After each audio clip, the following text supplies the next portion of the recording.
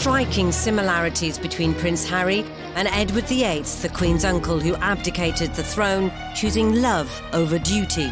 The ultimate comparison is them both ending up with American divorcees. Despite being separated by nearly a century apart and the different expectations of royal rank, when you are heir to the throne, you have this script to follow. Their military aspirations. Edward VIII, as Prince of Wales, was keen to go to the front line. Lord Kitchener says no.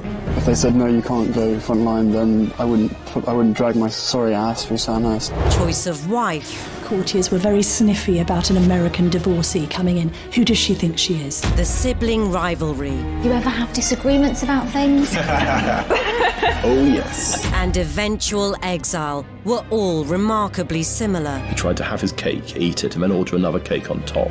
As royal commentators dispel the myth of the monarchy, They ended up with the king doing the conga round the staterooms of Buckingham Palace. experts will break down key archive from crucial moments in royal history. It was a fairy tale created by the Grimm brothers. So prepare to discover what actually happens when blue blood runs red. What have you been doing in here all day? This is The Royals Revealed.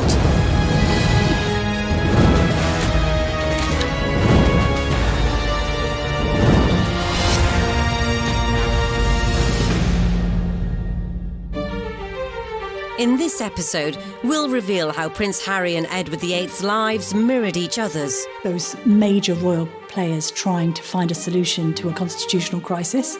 Why both royals were labelled the party princes. They put the gramophone on, pushed back the carpet and cut a row. Could be playing music till 6, 7 in the morning. At the time, the most controversial aspect of that story was that the bodyguard was in the jacuzzi with him. People wondered how on earth he would be able to reach his weapon in time. How love ultimately conquered royal duty. She did cue him in for the kiss, and I loved the way that it was a bit of a Hollywood kiss. Good for them, where it's what they normally do with a screen kiss. It's not actually on the mouth, it's on the lower lip. George V, when he was introduced to Wallis Simpson for the first time, was so appalled by seeing his son, Prince Edward, associating with a married woman, that he shouted, "That woman in my own house!" And what does their exile say about our royal family? In the presence of the Queen, you're not really going to have people mouthing off and effing and blinding. No one person changes the monarchy.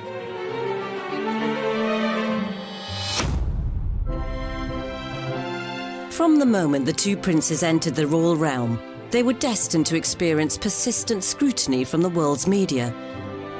Royal children have always been exposed to prying cameras, whether it's paparazzi or whether it's staff cameramen belonging to newspapers.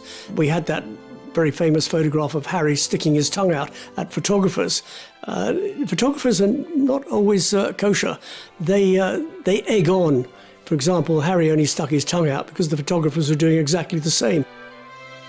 The uneasy relationship with the press continued into Harry's adolescence.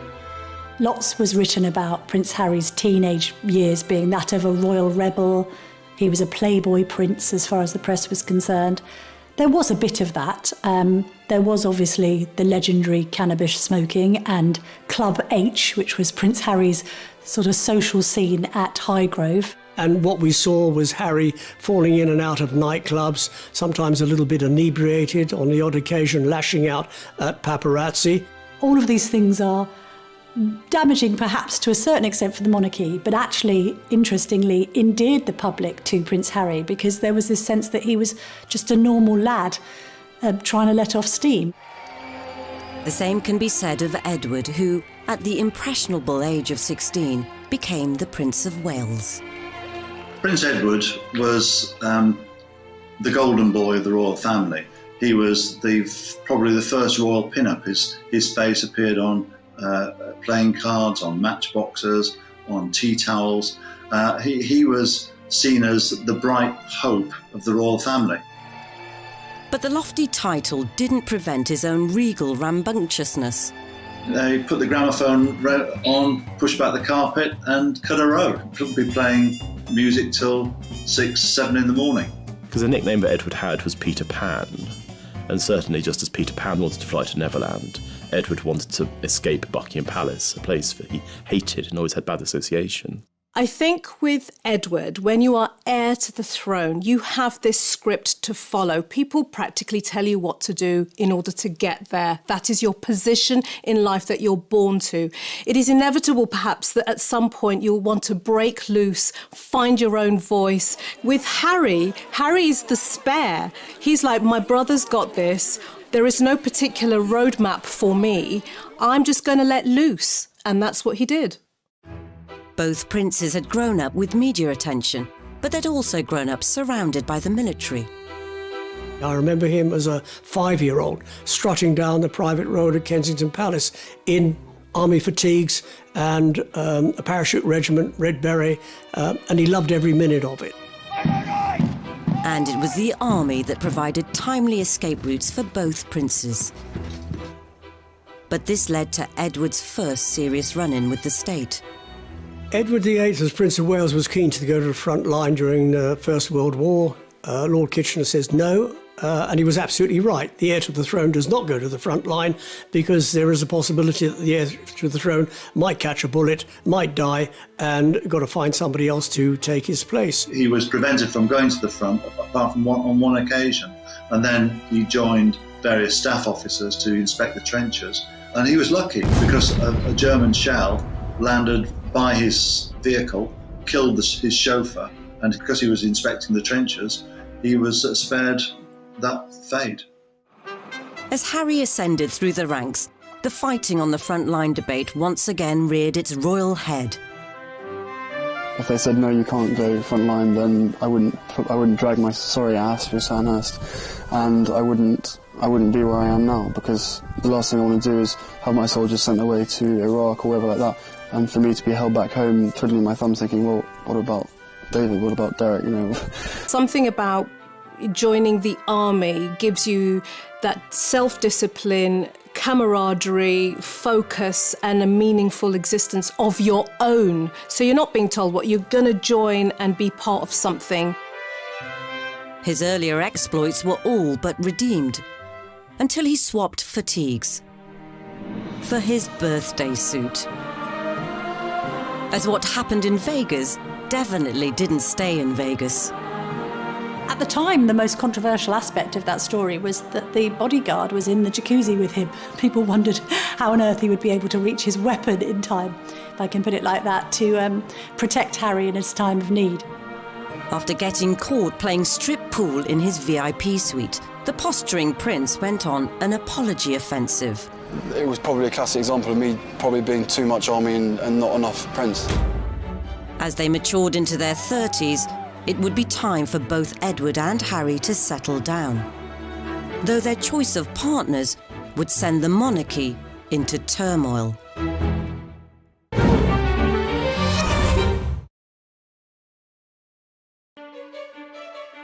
Edward VIII and Prince Harry shared many similarities. Both were skilled in military manoeuvring.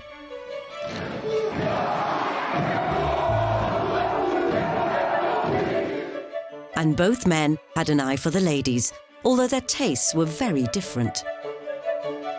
What's always been interesting about Harry is, although he's depicted as this playboy prince, he's always been very discerning in his choice of girlfriend. They've always been very bright, switched-on young women with career ambitions of their own. Chelsea Davy, who went on to study law at Leeds University and became a solicitor. Similarly with Cressida, a fledgling acting career under her belt, and hates the fact that people even mention that she was Prince Harry's girlfriend, because she's much more than that.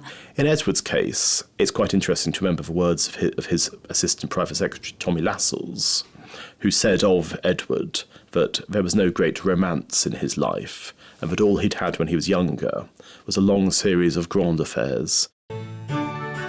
Edward's first serious girlfriend was Freda Dudley Ward, the wife of a high-ranking Liberal MP. This predilection for the married woman may well stem from his relationship with his mother, Queen Mary. She was pretty distant with her children. Now, what do children want? They want that warm maternal attachment. But it sounds to me as if he was familiar with somebody being quite unavailable. So if that is his earliest influence, guess what he's going to look for when he's older? People who are unavailable to him, because he's used to that. Though Edward's and Harry's love lives were different, there was one striking similarity. Of course, the ultimate comparison is them both ending up with American divorcees. Edward had a steamy chat-up line when he first clapped eyes on Wallis Simpson at a country house party in the grip of winter. He asked her, as an American, did she find the central heating poor in these country houses? And she is apparently alleged to have said, "Oh, sir, I would have expected something smarter from the Prince of Wales." That's the legend. But if either were getting hot under the collar, there was a problem. It was very much the case that Edward, as the future King of England, would not have been allowed to marry a divorced woman. So it probably wasn't the best idea to bring her to the palace to meet the puritanical parents. George V, when he was introduced to Wallis Simpson for the first time, was so appalled by seeing his son, Prince Edward, associating with a married woman, that he shouted, "That woman in my own house!" And thereafter he had to be reassured, falsely, that Edward was not in a sexual relationship with her. Here was the future king lavishing Mrs. Simpson with what they felt was the family fortune, giving her jewellery, bracelets, necklaces. And the House of Windsor thought that they were being burgled from the inside out. Alec Harding, who was Edward's private secretary, often believed that the stress and misery that George was faced with for having seen his son cohabiting with Wallis was one of the things that led him to an early grave. Harding's theory may well have been correct, as George V died within 2 years, leaving the bewildered new King Edward VIII to address those who are now his subjects. I feel that his death is not only an overwhelming grief to my mother and to us, his children, but that it is at the same time also a personal loss to you all. George V was very reluctant to admit his son, Prince of Wales, into the inner sanctum of monarchy. That is to say, to read the red boxes, all the top secret documents, confidential papers, and so on. So he left the Prince of Wales hanging, and he didn't really prepare him for his future role as king. And George would have been turning in his grave if he'd known who was tagging along at the proclamation. He was quite astonishing to the British aristocracy and squirearchy that here's this woman, this twice divorced American, being allowed into the inner sanctum to watch the accession of Edward VIII at St James's Palace. Yet, for the British public, she remained a mystery. There are pictures taken of her next to Edward, and most of the papers owned by Lord Beaverbrook, the proprietor of the Express and the Evening Standard, either cut her out altogether or referred to her simply as Edward's friend. Unfortunately for Harry, there was no such censorship when Meghan came on the scene in 2016. At the time that she met Harry, and I think was a familiar face in the circles of, say, US breakfast shows and red carpet events in LA. I'm a California girl, born and raised, so the flip-flop culture is part of just who I am. I love my cutoffs and flip-flops and being as relaxed as can be. I think it's fair to say that before she was linked to Prince Harry, few people in the UK would have heard of her. But after she was linked to Prince Harry, obviously, she's become one of the most famous women on earth. Yet nothing could have prepared them for how intense the media scrutiny would become from portraying Meghan as the woman who would revolutionise the monarchy. No one person changes the monarchy. It's not something Meghan said when she was going to march into the monarchy and change it. And then there were the less forward-thinking factors. There was a bit of a narrative that seemed to be racially motivated about Meghan's background, and I think phrases like exotic DNA was used along with straight out of Compton, which she wasn't. Harry wasted no time in trying to set some ground rules with a statement encouraging a ceasefire to the media bombardment. Harry called that up and said, this isn't right, cover the relationship fairly, by all means, but don't go around besieging family members.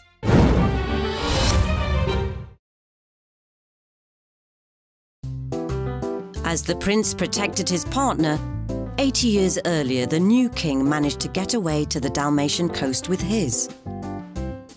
In the summer of 1936, they took a cruise on a boat called the Narlin, which travelled throughout Europe. And there are pictures of the American media with fairly straightforward headlines about the king and his mistress. And none of this made it into the British papers at all. And the continental press had a field day, with one candid snap in particular. We've got one key gesture here, and that is that she's putting her hand on his arm, which you don't do to royalty, but it's the way that she's doing it. She's using not just a loving hand gesture, it's a restraining movement. It's all about power and control. It's quasi-parental. She's put her hand on his arm with the fingers straight, and it's a kind of a stop, restrain, control movement. Not just control over him. It would make her look like a very self-controlled woman as well, because there's a little sideline on this gesture, which is that not only has she got her hand on his arm, she's got her handbag hanging from her thumb. Now, that would only be somebody that was completely confident, completely in control, and knew what they were doing. It's not something many people could pull off. The press took that as a signal to talk about the relationship with Wallis. And it came as a complete shock to the British population. The press were duly dispatched to Wallis's residence, which was enough to send her fleeing to France, so the couple began writing to one another. Wallis used a word called enum, which she used in her letters to Edward, and enum essentially meant frightened and scared. And in one letter that she wrote Edward, she said, "When the two of us are together, I feel that we can just about bluff it out, but when I'm on my own, I feel terrified and I feel inadequate." As the furore grew back in Britain, news crews set about canvassing public opinion. King, he should marry who he loves. He's been a good chap to the working class. That's my opinion of him. I am a housewife. Personally, I think he is a sign of modern democratic times. I am a chauffeur by profession. After all, the king is a man like myself, but he should not allow his private life to interfere with his public life. If you go into the National Archives and look in their private vaults, you'll see thousands of letters sent to Edward basically saying, "Don't do it, sir." 8 decades on, the public had warmed to Meghan. She really is beautiful, isn't it? Women particularly were drawn to her because she seemed to be the kind of princess who wanted to be heard as well as seen, and to have a platform and to champion really important subjects like women's rights. And when they did their tour of the UK, there were crowds in the streets shouting their name. There was such a huge amount of goodwill behind them both. But easing Meghan into the formalities of royal family life required some on-the-spot schooling from Harry. Harry, I think, is being very clumsy with what are called his tie signs here. He's being quite annoying. This is like an actress who is suddenly finding that on set, somebody's trying to give her stage directions. She's looking just slightly peeved that he's interrupting her, because that would be rude at any party. He actually beckons her over, which again would make her feel a bit powerless, and then he steers her and actually pushes her over to the next group. Nobody's going to like that very much, and what she does, she's very polite, she smiles, she comes across. But you'll see that she responds with a reciprocal pat on the back. She pats Harry on the back, so like, you pat me, I'm going to pat you. And what that implies is that, yes, that's fine, and I know that this is a job we've got to do, but I'm also in control here. When we get to the church clip, again, a lot of this, I think people were saying, oh, she's being told off and she's not comfortable. Again, I believe this was Harry's mistake. And it's actually her, to me, caught up in a power battle between the two brothers, even at that stage, because she's very happily talking to William and Kate and smiling, laughing with them. You can see Harry getting more and more agitated. He faces front, he won't join in the conversation, his face drops, he turns round and he uses what's called a leading gesture. He points, sort of, no, pay me attention and look over here. And she kind of colludes, but it's a bit like she's dealing with a little bit of a spoilt child at that point. I think anybody entering the royal circles needs to come with their A game and be very resilient, because not only do they have protocol and rules and hundreds of years of practice, but they also have the court of public opinion. We are on the outside looking in, judging. But even almost mastering the arcane art of the curtsy couldn't protect Meghan from some alleged friendly fire. Meghan and Harry, they felt that she wasn't welcome. She wasn't welcomed by William and Catherine, and that she wasn't particularly welcomed by other members of the family. So we do see similarities with Wallis Simpson, both on a negative front. This idea that courtiers were very sniffy about an American divorcee coming in. Who does she think she is, coming over from America? So even if there were any lingering hostilities, Harry proposed less than 18 months after their first date. It happened a few weeks ago, earlier this month, here at our cottage. In terms of who has taken the lead in this clip, it's very interesting because the strongest signals come from Meghan, who is using what's called pseudo-infantile remotivational techniques. She's clutching his hand with both of her hands like a small, vulnerable child. And that made her look very sweet and very cute. Just an amazing surprise. It was so sweet and natural and very romantic. She wanted to be popular, she wanted to be ingratiating into a very difficult family, and I think that slight lowering of herself, that looking slightly vulnerable, was a very good ploy. Beneath that, though, we were getting some completely different signals, because if you can see when she's holding his hand, she's actually stroking his hand with her thumb. And what that means is she's calming him down. She's reassuring him. He doesn't like the press. He doesn't like to come out and be doing this. When they first walked out towards the press, she's rubbing his arm. It's, come on, let's get it over and done with. We're fine. It was good to see an intelligent woman, but she was in control. Both Harry and Edward had strong, independent women on their arms. But it was Edward who had to come up with a cunning plan to marry. In late 1936, Edward raised the possibility of a morganatic marriage with PM Stanley Baldwin, meaning he'd still be king, but Wallis Simpson wouldn't be queen. What he tried to do was he tried to have his cake, eat it, and then order another cake on top. And that led to the most spectacular meltdown in any kind of possibility of his remaining king. After the government rejected Edward's proposal, he informed the government of his intentions to abdicate on December the 9th. And by December the 10th, he was gone. 2 hours ago, I discharged my last duty as king and emperor. That I have found it impossible to carry the heavy burden of responsibility and to discharge my duties as king as I would wish to do, without the help and support. Normal for a TV actress, as they both fought adversity on the way to the altar. British women hated her. She got hate mail by the bagful, and she even had a stalker who went down to the south of France where she was hiding out, intent on killing her. It seemed the knives were out for Meghan too. There was a bit of a narrative around some of the demands that the couple had made. This sense of Meghan apparently going into St George's Chapel and saying that it didn't smell right. It was a bit fusty and musty, and that maybe it could have smelt better. Other stories then emerged of Prince Harry effectively telling, we think, one of the Queen's most senior aides what Meghan wants, Meghan gets. It's kind of set a narrative around a couple who were being quite demanding. Wallis had also tried to take control. Wallis Simpson got divorced in October 1936. Her divorce was technically illegal because it involved all of these various things, such as collusion with her husband Ernest. And it's almost certain that Ernest was paid off in order to allow the divorce to take place. So you have to imagine that Wallis, as a divorced woman, was actually in a rather odd position because her decree nisi didn't come through until April 1937. A fortnight later, George VI had been officially crowned. And with Edward VIII downgraded to the Duke of Windsor, the former king could formally seal the deal. But his wedding was unlike any royal nuptials before or since.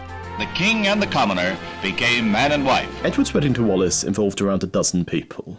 It was being held in France with a vicar who was essentially a publicity seeker, because the Archbishop of Canterbury, Cosmo Lang, who hated Edward, had specifically forbade any kind of formal ceremony taking place under the Church of England auspices.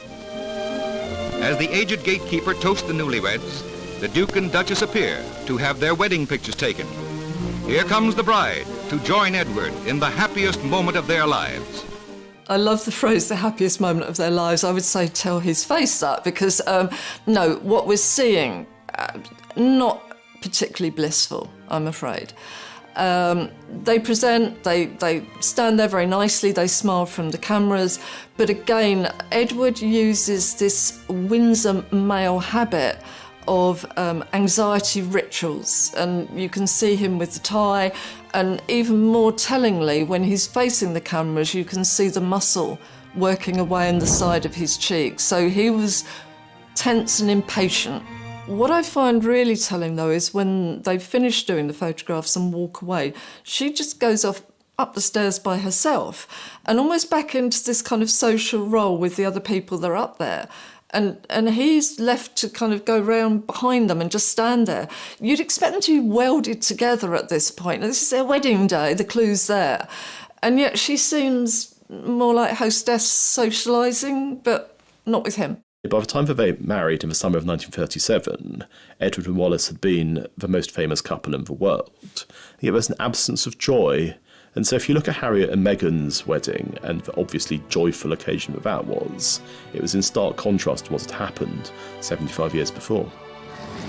A new royal couple, a new chapter, and after the intimacy of the marriage vows, a place on the world stage. When they came out of the church, I think probably the most normal, happily in love couple that we've seen in the royal family, really. I mean, he showboated to the crowds out there. He looked immensely happy, which was very good. I think, you know, he probably, again, it had been a very tense build-up to the wedding for him, but we got, I think, the old impish Harry came back at that point. She did cue him in for the kiss, and I loved the way that it was a bit of a Hollywood kiss. Good for them, where it's what they normally do with a screen kiss. It's not actually on the mouth, it's on the lower lip, and that means you don't mess the makeup up and everything. So I think they've done a bit of rehearsing, why not? In a rare triumph over the prying press, Harry and Meghan managed to keep their honeymoon destination a secret. Whilst Edward and Wallis openly tested the waters of public opinion around Europe. As the European honeymoon of the American-born Duchess and her royal-born bridegroom draws to a close, they still occupy the center of the stage as the King and Queen of Hearts. Despite the Sussexes' huge popularity all over the world, some areas of the media continued to plague them. Even news they were expecting was seen as fair game for critique. There was so much criticism about Meghan and the way that she kept cradling and holding a baby bum, and I don't know, some people in the press, it's almost like, oh, she's overdoing it and showing it off. So what? No. I think the big problem was that people didn't get that for years and years and years, particularly in the royal family, it was almost seen as a bit obscene when they were pregnant, so they'd end up wearing a bell tent dress, and then suddenly we got a very liberated woman who would wear whatever she wanted to wear, even if it was quite a tight dress, a revealing dress, and constantly cradling the bump. And I would say good for her. She was so clearly in love with her baby bump, which is natural. The trouble is the media seem to have taken offence at this and gone at her quite negatively and made it out that she was doing something unnatural, abnormal, and almost to the point of heinous. And she wasn't. Lots of mothers do that every day, but they're not in the public eye. And I think for Meghan, it may have been another attempt to other her, put her in a different box. Have you seen the way she's behaving? It's not quite the done thing, although there are loads of examples of Kate doing exactly the same thing. Even the decision to not replicate Harry's own newborn on the hospital steps shot was the subject of scorn. Births, deaths and christenings and weddings have always attracted media attention. The media want them. If they didn't let them in, there'd be a tremendous furore, as we saw with the christening of Archie. Harry and Meghan, they didn't want photographers, and there was a lot of adverse press against them. So, you know, it's a catch-22, isn't it? Damned if you do, damned if you don't. Eventually, enough was enough. And in October 2019, the Sussexes released another statement admonishing foul play. The second press statement was effectively suggesting that there was a vendetta or a campaign against Meghan, and that the media wasn't motivated by the right incentives when covering the Sussexes. And that's then taking the coverage extremely personally and suggesting that you are being treated unfavourably, for instance in the case of Meghan against Kate. Again, there's short memory syndrome going on, because back in the day when Kate was on the scene, she was being called Weighty Katie. Her and Pippa Middleton, her sister, were called the Wisterias because they were fragrant with a ferocious ability to climb. Short memory or not, Harry and Meghan were on the offensive, and they seemed to be handling it personally. Some of the wording of the second press statement was a bit jumbled and a bit confused. It was also laced with Americanisms, and therefore looked as if it was being written by Meghan directly. And when you've already got a narrative of Meghan driving a wedge and Harry being somewhat under the thumb, that only serves to confirm that theory. Regardless of whether Harry may have been wrapped around Meghan's finger, a couple of months later, everything unravelled. The Duke and Duchess of Sussex have announced that they are carving out what they call a new role for themselves. As like his great-great-uncle before him, Harry chose love over duty. I don't believe for a moment Harry forgot his purpose. I think Meghan suddenly found herself in a goldfish bowl that she didn't want to be in. When it was all kicking off, the Royals did what any family would do. They held a meeting. The summit involved the Queen, Prince Charles, the Duke of Cambridge and Prince Harry. To have those major royal players trying to find a solution to a problem that had been likened to the constitutional crisis, the abdication crisis of 1936. And I think, actually, when I spoke to people afterwards, they did stress that it was all quite cordial and controlled, because in the presence of the Queen, you're not really going to have people mouthing off and effing and blinding. And as the press clamoured for answers, Harry, how are the discussions going on your future?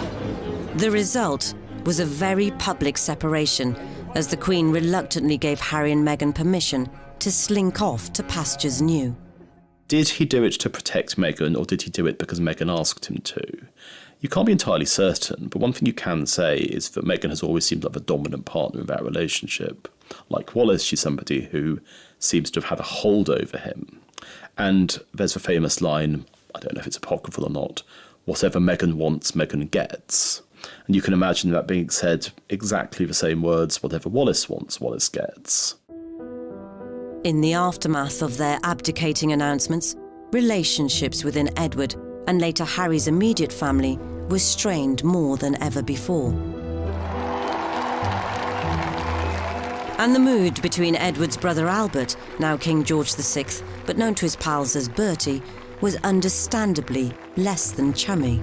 You're not just affecting George VI, you are affecting his entire family. And effectively, you've changed the rules of engagement and you've changed the whole dynamic of what's going to happen next. The recently married Duke and Duchess of Windsor were still followed by crowds wherever they traveled. In Paris, Britain's former king and his bride made the announcement that they were not intending to embarrass the royal family by settling in England. Since then, they have been world travelers. The major problem in the relationship between Edward and George VI after the abdication was money, because Edward VIII had lied about what his financial circumstances were. He was worth around £1 million, which was made up of a combination of cash and property, but he claimed that he was going to be essentially driven out of his own country a pauper, and so his brother Bertie agreed that he would be given an allowance of £25,000 a year. It was going to be paid out of George's personal money because there was no possibility that Parliament would have voted for public money to be paid to essentially Wallis for all eternity. But When it became clear that Edward had been lying about money, there's all these very angry letters which both of them wrote to each other, and George VI wrote to Edward. The reality of what happened was that I was completely misled. I'm not seeking to blame you or anyone else. I know how difficult a time it was, but I was lied to. And I think that you can see thereafter their relationship never recovered. Edward was seen as an embarrassment. In comparison, Harry and Meghan ditched their titles, had to repay £2.4 million for the refurb on Frogmore Cottage, and stopped receiving money from the sovereign grant. Yet the cost to his own brotherly bond may prove to be even greater.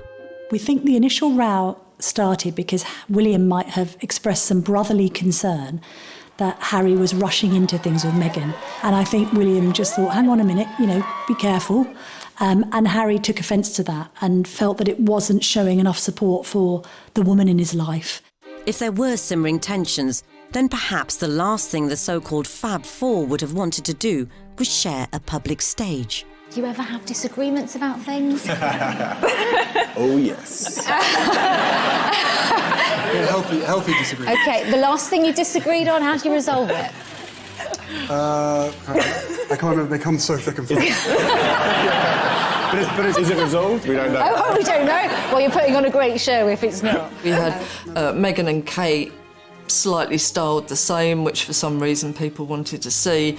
Yeah, we got the two brothers, best mates. And it was all going to be lovely, and obviously they'd got on really well and they were going to work together for charity, and then it just literally unpicked in front of our eyes on stage.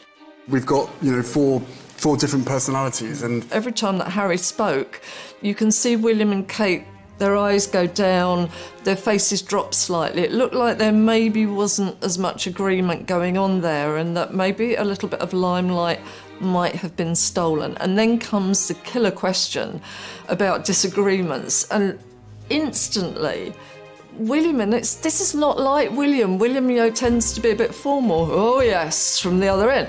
Now the two women then use masking techniques, which is that they both put their hair over their face so that we can't see, but obviously the bodies are shaking with laughter. But that, not a good look, because I think that let us know that royal duties, and coined the phrase Megxit. Is there any chance that it actually might have been Harry's exit? He might have been the person to make the decision to say, you know what, I want to step away from this and protect my wife and my child. While Harry was being resolute, Edward surrendered to the Nazis, visiting occupied Germany in 1937. He was somebody who did the most stupid things, going to visit Hitler, giving Hitler a Nazi salute, and being received by him in 1937 when...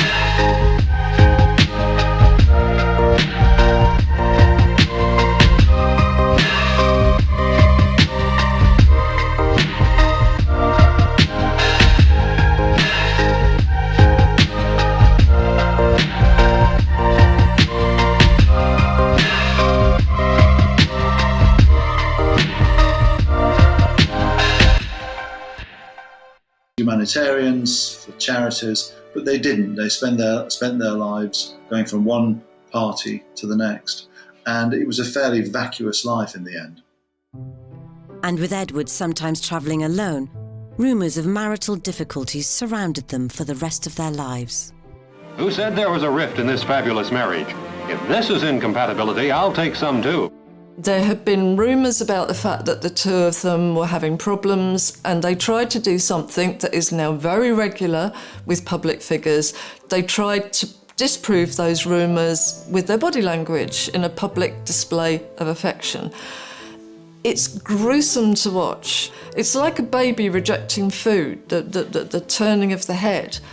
And then it gets worse because, he's not going to let her go, and she pulls her head away. You can see her arching her back. It actually looks as though she's kind of repelled by him. It's awful, absolutely awful.